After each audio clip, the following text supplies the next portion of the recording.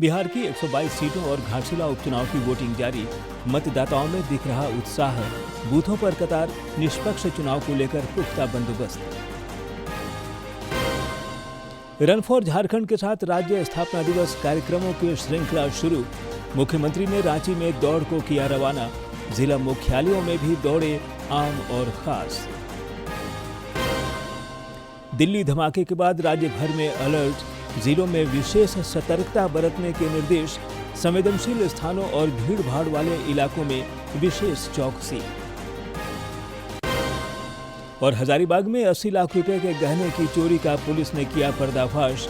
आभूषण के साथ 6 गिरफ्तार। जमशेदपुर में दिन दहाड़े 10 लाख रुपए की लूट।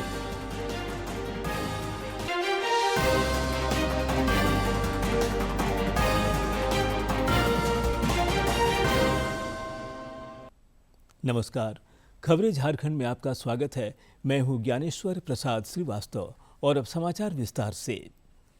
पड़ोसी राज्य बिहार में विधानसभा चुनाव के दूसरे और आखिरी चरण का मतदान चल रहा है, जिसके साथ ही 1302 उम्मीदवारों की किस्मत ईवीएम में कैद हो जाएगी। दूसरे चरण में 122 सीटों पर कड़ी सुरक्षा व्यवस्था के बीच वोटर अपने मताधिकार का इस्तेमाल कर रहे हैं। सुबह 7 बजे से ही मतदान चल रहा है। दूसरे फेज के चुनाव में 1302 उम्मीदवार मैदान में हैं। इनमें बिहार सरकार के 12 मंत्रियों की साख दांव पर लगी है। मतदान के लिए 45,399 बूथ बनाए गए हैं और इनमें से 4,109 बूथों को संवेदनशील घोषित किया गया है। संवेदनशील बूथों पर शाम 4 और 5 बजे तक ही वोटिंग होगी, जबकि जो अन्य बूथ हैं उन पर शाम 6 बजे तक मतदान होगा और इन चुनावों के नतीजे 14 नवंबर को आएंगे। दूसरे फेज में बिहार के 3.70 करोड़ मतदाता उम्मीदवारों की किस्मत का फैसला करेंगे। इधर वोटिंग को देखते हुए भारत नेपाल सीमा पर निगरानी बढ़ा दी गई है। बॉर्डर को आज रात तक सील किया गया है। इधर झारखंड के पूर्वी सिंहभूम जिले के घाटशिला में विधानसभा उपचुनाव के लिए मतदान जारी है। विभिन्न बूथों पर वोटर लोकतंत्र के महापर्व में शामिल होने के लिए लगातार पहुंच रहे हैं।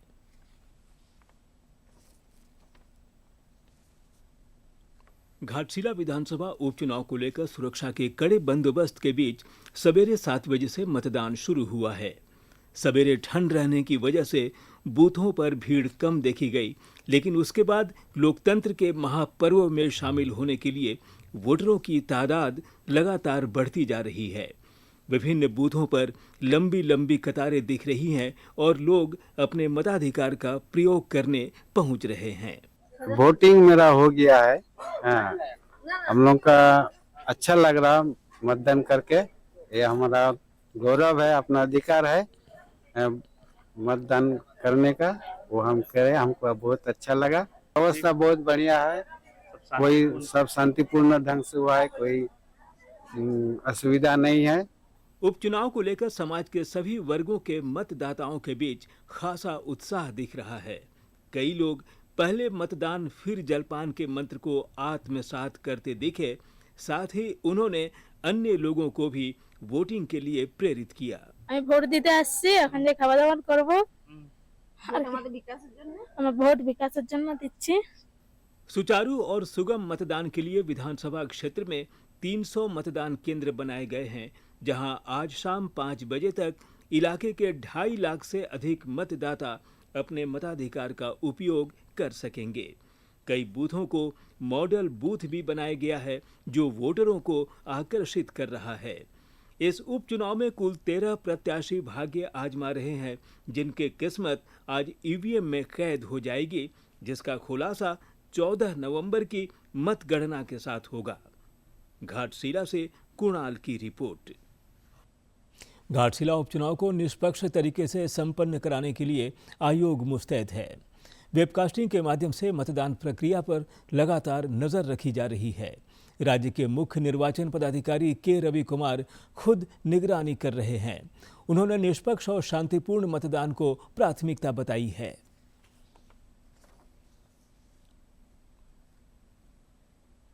मतदान शुरू हुआ है। सवेरे ठंड रहने की वजह से बूथों पर भीड़ कम देखी गई, लेकिन उसके बाद लोकतंत्र के महापर्व में शामिल होने के लिए वोटरों की तादाद लगातार बढ़ती जा रही है। विभिन्न बूथों पर लंबी लंबी कतारें दिख रही हैं और लोग अपने मताधिकार का प्रयोग करने पहुंच रहे हैं। वोटिंग मेरा हो गया है। हाँ, हम लोग का अच्छा लग रहा मतदान करके। ये हमारा गौरव है, अपना अधिकार है मतदान करने का, वो हम करें। हमको बहुत अच्छा लगा। व्यवस्था बहुत बढ़िया है, कोई सब शांतिपूर्ण ढंग से हुआ है, कोई असुविधा नहीं है। उपचुनाव को लेकर समाज के सभी वर्गों के मतदाताओं के बीच खासा उत्साह दिख रहा है। कई लोग पहले मतदान फिर जलपान के मंत्र को आत्मसात करते दिखे। साथ ही उन्होंने अन्य लोगों को भी वोटिंग के लिए प्रेरित किया। আমি ভোট দিতে আসছি, এখন যে খাওয়া দাওয়া করব আমার ভোট বিকাশের জন্য দিচ্ছি। सुचारू और सुगम मतदान के लिए विधानसभा क्षेत्र में 300 मतदान केंद्र बनाए गए हैं, जहां आज शाम 5 बजे तक इलाके के 2.5 लाख से अधिक मतदाता अपने मताधिकार का उपयोग कर सकेंगे। कई बूथों को मॉडल बूथ भी बनाया गया है, जो वोटरों को आकर्षित कर रहा है। इस उपचुनाव में कुल 13 प्रत्याशी भाग्य आजमा रहे हैं, जिनकी किस्मत आज ईवीएम में कैद हो जाएगी, जिसका खुलासा 14 नवंबर की मतगणना के साथ होगा। घाटशिला से कुणाल की रिपोर्ट। घाटशिला उपचुनाव में मतदान के संबंध में और ज्यादा जानकारी दे रहे हैं हमारे सहयोगी कुणाल।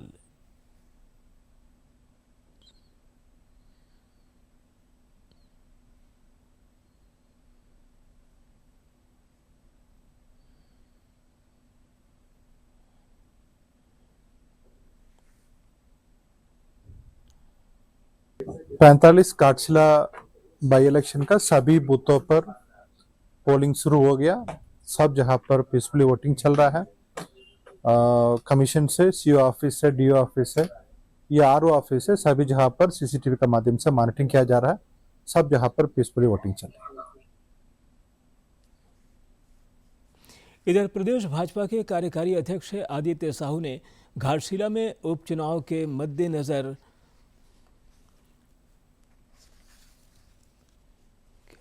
नमस्कार। घाटशिला में उपचुनाव की शुरुआत हो चुकी है। इस वक्त मेरी मौजूदगी है राजकीय मध्य विद्यालय सालवनी में। बूथ संख्या 6 है ये, और आप देख सकते हैं कि किस तरह जो मतदाता हैं कतार में लग के अपनी बारी का इंतजार कर रहे हैं, वोट करने के लिए पहुंचे हैं। तो कुछ मतदाताओं के साथ हम जुड़ेंगे, उनसे बात करेंगे और समझने का प्रयास करते हैं कि वोटिंग करने के लिए आए हैं। हाँ, वोटिंग करने के लिए आए हैं। सुबह आए हैं, काम छुट्टी करके वोटिंग दे, उसके बाद हम लोग काम वाम कर रहे। तो क्या दिमाग में, क्या जहन में है वोटिंग करने को लेके? कैसा प्रत्याशी हो, क्या सोच कर? सरकार बने, अच्छा बने, विकास है, विकास जैसे हो ऐसे बन के हम लोग आया है। छुट्टी उट्टी काम लेके वोटिंग देने सुबह सुबह। कुछ युवा मतदाता भी हैं, उनके साथ भी जुड़ेंगे, उनसे भी बात करेंगे कि अब पहली बार वोट कर रहे हैं। पहले नहीं, ये दूसरी बार वोट कर रहे हैं। तो क्या जहन में क्या चल रहा है, कैसा? कि हम जिसको भी वोट दें वो, क्योंकि हम जिसको भी वोट देंगे तो वो हमारे विकास के लिए हम उनको चुन रहे हैं। तो हमारे वोट से हम उन्हीं को विजयी बनाना चाहते हैं जो हमारे विकास के लिए सोचे। क्योंकि हम जो भी जीतेगा पावर तो उसके पास आएगा, लेकिन वो पावर का उपयोग हमारे विकास के लिए करे, यही हमारी सोच है। चलिए, तो कुछ और मतदाता हैं, उनके साथ भी जुड़ेंगे। वोटिंग करेंगे अभी आप? अच्छा, तो क्या जहन में चल रहा है? कैसी व्यवस्था, कैसी है आप लोगों ने? व्यवस्था ठीक है। हमारा यहाँ जो शांतिपूर्वक वोटिंग हो रहे हैं, यहाँ जो वोट है हमारा भी, हम लोग जो चाहते हैं, जो हमारा सरकार है अच्छा है, जो हमको दुख सुख में जो हमारा आते हैं उसी को हम लोग वोट देने के लिए तैयार है। चलिए, तो आप देख सकते हैं कि ये मतदान केंद्र का नज़ारा है, और चूंकि शुरुआत है अभी और ग्रामीण क्षेत्रों में भी अच्छे मतदान की सूचना आ रही है, और जैसे जैसे दिन चढ़ेगा ये संभावना व्यक्त की जा रही है कि मतदाता ज़्यादा से ज़्यादा की संख्या में घरों से निकलेंगे और मतदान करेंगे। कुल 300 मतदान केंद्र बनाए गए हैं घाटशिला में। 2,56,000 के करीब मतदाता हैं, और 5 ऐसे बूथ हैं जिन बूथों पर केवल महिला मतदाता हैं, और एक बूथ ऐसा है जिसपे केवल विकलांग मतदाता है। कुमार कुणाल, DD न्यूज़, घाट। इधर प्रदेश भाजपा के कार्यकारी अध्यक्ष आदित्य साहू ने घाटशिला में उपचुनाव के मद्देनजर पुलिस प्रशासन के रवैये की निंदा करते हुए आरोप लगाया है कि वे सत्ताधारी गठबंधन का टूल किट बनकर काम कर रहे हैं। सभी सरकारी पदाधिकारी सरकार के एजेंट बन के कार्यकर्ता बन करके घाटशिला विधानसभा में काम करने का कार्य कर रहे हैं, लेकिन सरकार लाख कोशिश कर ले, घाटशिला का जो वोट प्रतिशत जो दिख रहा है और जो मतदाताओं को रुझान दिख रहा है, निश्चित रूप से धालमुमगढ़ थाना से और घाटशिला विधानसभा से काफी बढ़त की ओर भारतीय जनता पार्टी का प्रत्याशी आगे चल रहा है। इसलिए इस प्रकार का काम वैसे प्रशासनिक पदाधिकारी नहीं करने का काम करे। झारखंड राज्य की स्थापना के 25 वर्ष पूरे होने पर राज्य भर में विभिन्न कार्यक्रमों का आयोजन हो रहा है। इसी क्रम में आज जिला मुख्यालयों के साथ ही रांची के मोरहाबादी से रन फॉर झारखंड का आयोजन किया गया। झारखंड राज्य अपनी स्थापना का रजत जयंती वर्ष मना रहा है। इसी क्रम में आज रांची के मोरहाबादी मैदान से रन फॉर झारखंड को मुख्यमंत्री हेमंत सोरेन ने रवाना किया। मौके पर मुख्यमंत्री ने कहा कि 25 वर्षों में झारखंड ने अपना अलग अस्तित्व और पहचान कायम किया है। आज रन फॉर झारखंड के माध्यम से 25वां रजत जयंती की शुरुआत हो गई है और 15 तारीख तक हम लोग इस उत्सव को मनाएंगे। रन फॉर झारखंड में खेल मंत्री सुदिव्य कुमार, राज्यसभा सदस्य महुआ माझी, विधायक सीपी सिंह और कल्पना सोरेन समेत कई गणमान्य लोग शामिल हुए। इस दौरान सांसद महुआ माझी ने कहा कि विकास के मामले में राज्य नंबर 1 की दौड़ में है, जबकि विधायक सीपी सिंह ने कहा कि राज्य का अपेक्षित विकास नहीं हो पाया है। देखिए, झारखंड स्थापना दिवस 15 नवंबर को मनाया जाएगा। स्वाभाविक रूप से आज 25 साल का झारखंड हो गया है। स्थापना दिवस हम भी मनाते हैं, सब लोग मनाता है, लेकिन सिर्फ स्थापना दिवस मनाने से नहीं होगा, बल्कि झारखंड को जिस गति से विकास करना चाहिए था तो कारण कई हो सकते हैं, नहीं हुआ। रन फॉर झारखंड में शामिल युवा खिलाड़ियों में भरपूर उत्साह देखा गया।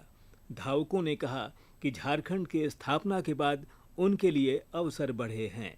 25 साल हो गया झारखंड का, तो इस अवसर पे हम लोग मतलब स्पोर्ट्स पर्सन भी ध्यान दिया जा रहा है। हेमंत सरकार ऐसे नहीं कि नहीं ध्यान दे रहे हैं, इसलिए हम लोग को रनिंग करवाया है।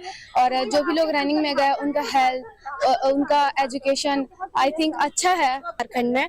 तो इसके लिए सब जो भी स्पोर्ट्स पर्सन है वो बहुत खुशी के साथ वो दौड़ रहे होंगे आज। रन फॉर झारखंड के साथ स्थापना दिवस समारोह के सिलसिले में कार्यक्रमों की आज से श्रृंखला शुरू हुई है, जो 16 नवंबर तक चलेगा।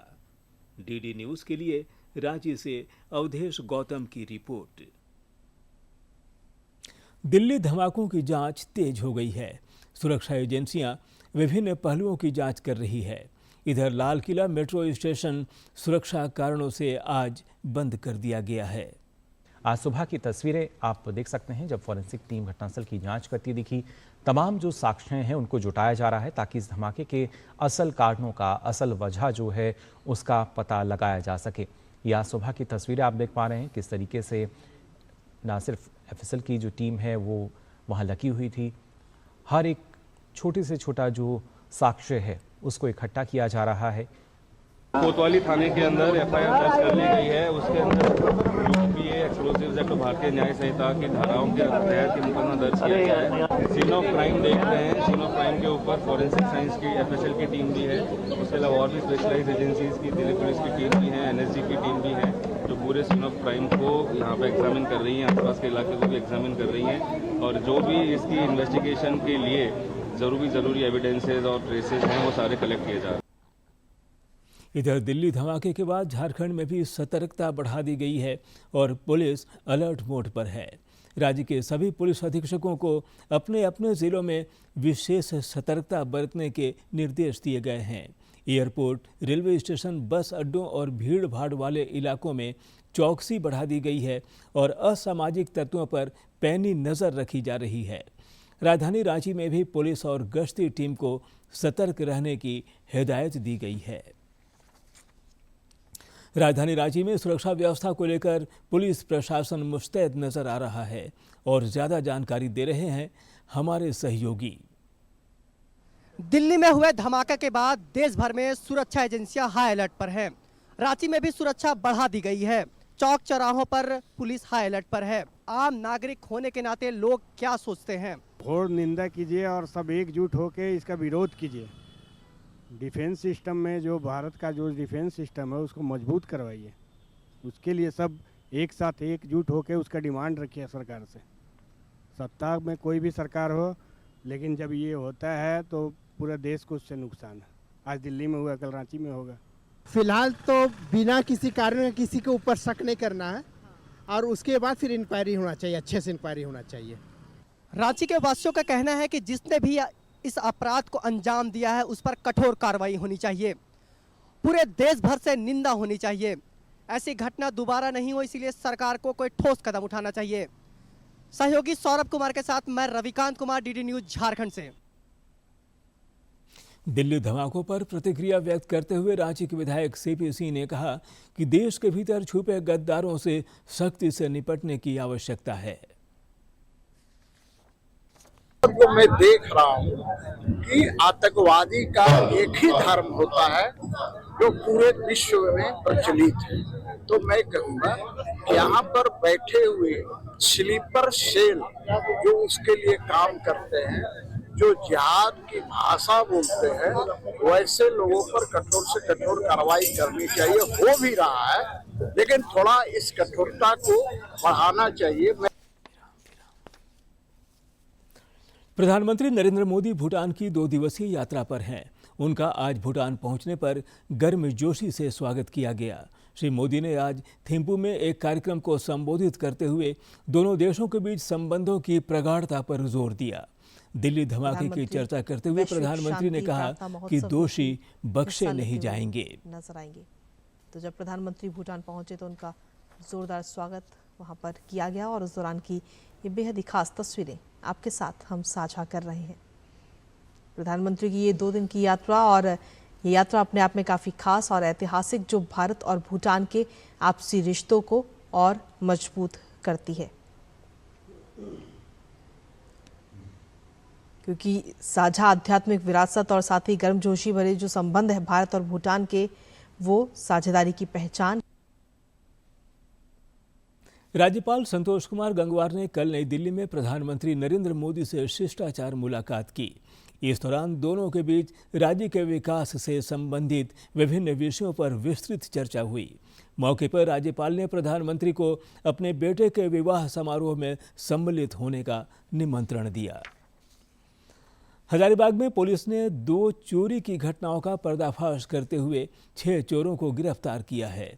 इन चोरों ने लगभग 80 लाख रुपए के आभूषण पर हाथ साफ किए थे। पुलिस उपाधीक्षक मनोज कुमार ने बताया कि चोरों की धरपकड़ के लिए पुलिस अधीक्षक के निर्देश पर 2 टीमों का गठन किया गया था, जिन्हें यह सफलता मिली है। पकड़े गए आरोपियों का आपराधिक इतिहास टोली चतरा बस स्टैंड के पास से एक घर में चोरी हुई थी और बड़ा थी यादव बाबू चौक बड़ा अखाड़ा के पास से एक घर में चोरी हुई थी, जिसे ज्वेलरी की चोरी हुई थी। इन दोनों कांडों के उद्भेदन के लिए पुलिस अधीक्षक के द्वारा SIT अनुमंडल पुलिस पदाधिकारी के नेतृत्व में गठन किया गया। उनके द्वारा लगातार इन कांडों के उद्भेदन के लिए प्रयास किया गया। इसी क्रम में इस घटना में पुरुषोत्तम कुमार यादव, पंकज सोनी और अजूबा, निक्की शर्मा, विकास कुमार सोनी, विशु कुमार सोनी गिरफ्तार किए गए हैं। उधर लौ नगरी जमशेदपुर में इन दिनों अपराधी बेलगाम नजर आ रहे हैं। बिरसानगर थाना क्षेत्र में अपराधियों ने कल दिन दहाड़े एक कंस्ट्रक्शन कंपनी के कार्यालय से करीब 10 लाख रुपए की लूट की वारदात को अंजाम दिया। बताया जा रहा है कि 3 अपराधी हथियार लेकर कंपनी के कार्यालय में दाखिल हुए। इस दौरान मजदूरों के भुगतान के लिए रुपयों को गिना जा रहा था। अपराधियों ने हथियार के बल पर कैश लूट लिया और फायरिंग करते हुए फरार हो गए। पुलिस अपराधियों की धरपकड़ के लिए प्रयासरत है। आउट ऑफ स्कूल तथा ड्रॉप आउट बच्चों को विशेष प्रशिक्षण देने के लिए ब्रिज कोर्स मॉड्यूल तैयार किया जा रहा है। इस सिलसिले में आज से झारखंड शैक्षिक अनुसंधान एवं प्रशिक्षण परिषद में 4 दिवसीय कार्यशाला चल रही है। इधर कार्यशाला के सफल आयोजन और तैयारियों की समीक्षा के लिए कल बैठक भी हुई। रांची में सीएम स्कूल ऑफ एक्सीलेंस के प्रधानाचार्यों की भी बैठक हुई। इस दौरान प्रधानाचार्यों को 17 नवंबर तक समेटिव असेसमेंट का डिजिटल रिपोर्ट तैयार करने के निर्देश दिए गए। लॉन बॉल्स वर्ल्ड कप के रजत पदक विजेता दिनेश कुमार के रांची लौटने पर ढोल नगाड़ों के बीच उनका कल भव्य स्वागत हुआ। रांची रेलवे स्टेशन पर स्वागत और अभिनंदन के बाद जुलूस की शक्ल में उनका काफिला निकला।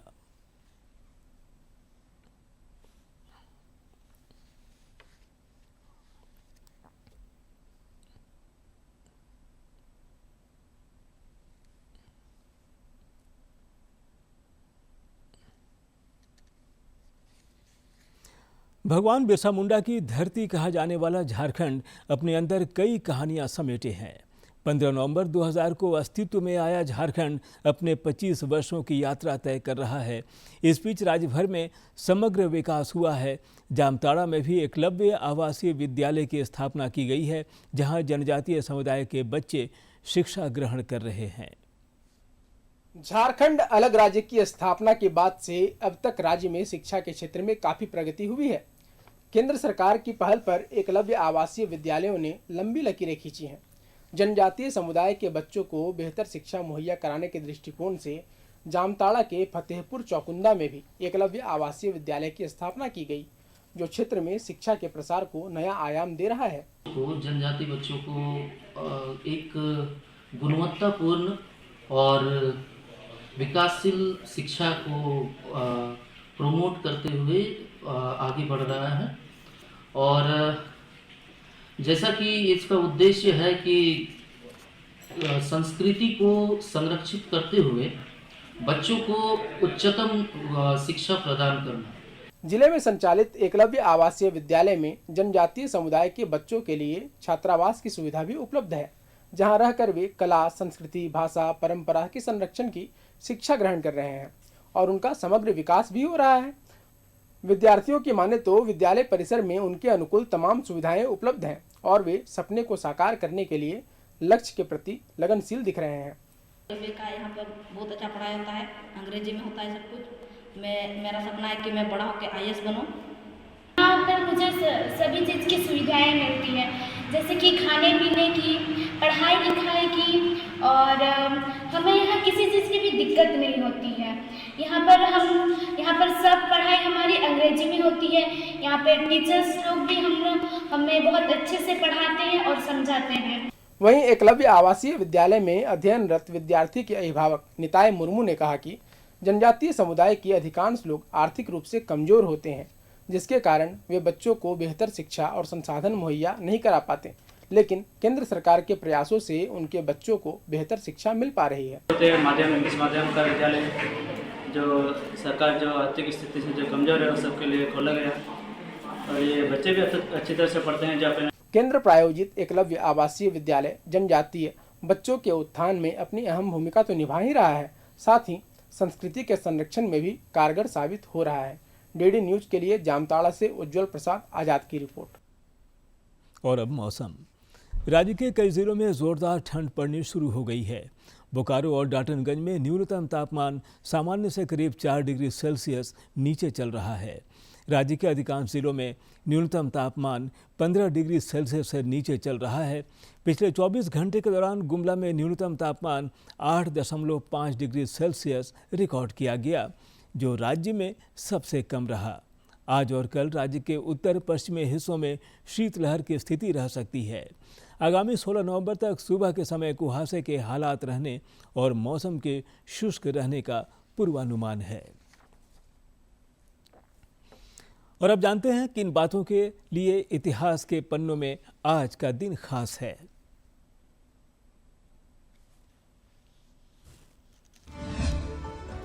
11 नवंबर साल 1675 को गुरु गोविंद सिंह ने सिखों के 10वें गुरु का पद संभाला। अपने पिता श्री गुरु तेग बहादुर जी की शहादत के बाद वे 10वें गुरु बने। गुरु गोविंद सिंह जी एक महान योद्धा, कवि, भक्त और आध्यात्मिक गुरु थे। साल 1699 में बैसाखी के दिन उन्होंने खालसा पंथ की स्थापना की, जो सिखों के इतिहास का सबसे महत्वपूर्ण दिन माना जाता है। गुरु गोविंद सिंह ने सिखों के पवित्र ग्रंथ गुरु ग्रंथ साहिब को पूरा किया और उसे गुरु रूप में सुशोभित किया। 11 नवंबर साल 2008 से राष्ट्रीय शिक्षा दिवस मनाने की शुरुआत हुई। यह दिवस भारत सरकार के पहले शिक्षा मंत्री मौलाना अबुल कलाम आजाद की जयंती के दिन हर साल मनाया जाता है। आज ही के दिन साल 1888 को मौलाना अबुल कलाम आजाद का जन्म हुआ। वे शिक्षा के माध्यम से राष्ट्र के निर्माण के लिए प्रतिबद्ध थे। उन्होंने एक राष्ट्रीय शिक्षा प्रणाली की स्थापना की, इसलिए उनका ध्यान मुफ्त प्राथमिक शिक्षा प्रदान करने पर था। एक शिक्षाविद और स्वतंत्रता सेनानी के रूप में उनके योगदान के लिए साल 1992 में उन्हें भारत रत्न से सम्मानित किया गया। 11 नवंबर साल 1888 को जीवटराम भगवान दास कृपलानी का जन्म अविभाजित भारत के हैदराबाद में हुआ, जो वर्तमान में पाकिस्तान में स्थित है। वे भारत के स्वतंत्रता संग्राम के सेनानी, गांधीवादी, पर्यावरणवादी और राजनेता थे। साल 1977 में कृपलानी ने जनता सरकार के गठन में अहम भूमिका निभाई। चंपारण सत्याग्रह के दौरान वे महात्मा गांधी के संपर्क में आए। कृपलानी महात्मा गांधी द्वारा स्थापित गुजरात विद्यापीठ के प्रधानाचार्य रहे। तभी से उन्हें सम्मान से आचार्य कृपलानी भी कहा जाता है। आचार्य कृपलानी ने माय टाइम्स नामक किताब लिखी, जिसमें उन्होंने अपने आत्मचरित्र के बारे में लिखा।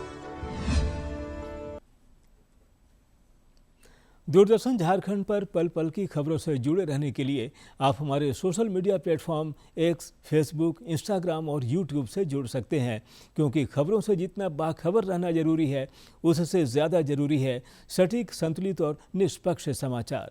हमारा एक्स हैंडल है @DD news Jharkhand, Facebook page है DD न्यूज़ झारखंड और इंस्टाग्राम अकाउंट है DD न्यूज़ झारखंड। आप हमें YouTube channel Jharkhand DD news पर भी देख और सुन सकते हैं। और अब अंत में मुख्य समाचार एक बार फिर।